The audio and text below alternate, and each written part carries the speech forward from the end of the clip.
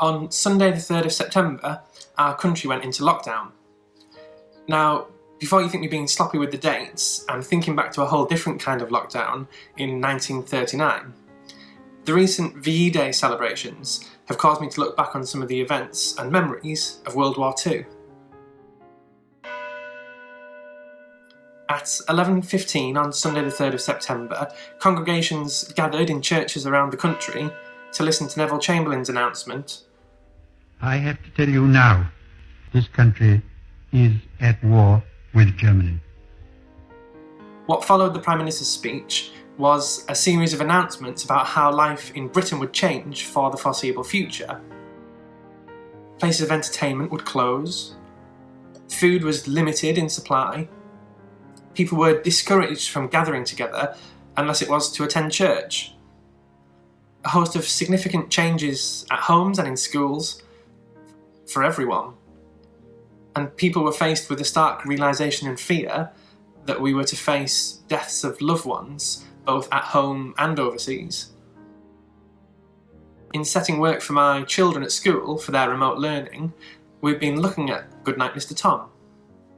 Early on in the book, worshippers from all denominations paused their Sunday morning meetings to tune the wireless and listen in to the dreaded announcement.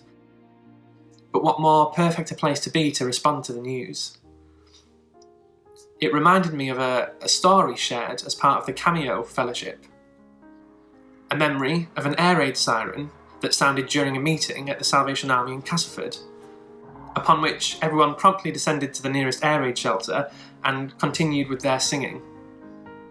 Whilst we can't gather together to present the needs of our world to the Lord, it's no less important that we do so today as it was in those darkest of days.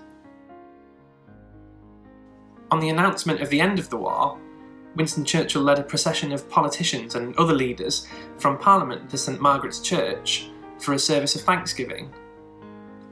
As we await the opportunity to worship together again, and also to celebrate the return to whatever normal will look like, just as those present on VE Day did, the one thing we can do is be active in the waiting, being there for communities, family, those who are lonely or in need, in all of the ways that the church always has been, but reimagined for the restrictions of today. So, today, let's focus our thoughts on the lives of those who need Jesus as much as ever. I'm often challenged by the question, if God answered all your prayers, would it change the world, or would it only change your world? Whatever you feel like your fight is for today, remember, in God's army we do our fighting on our knees.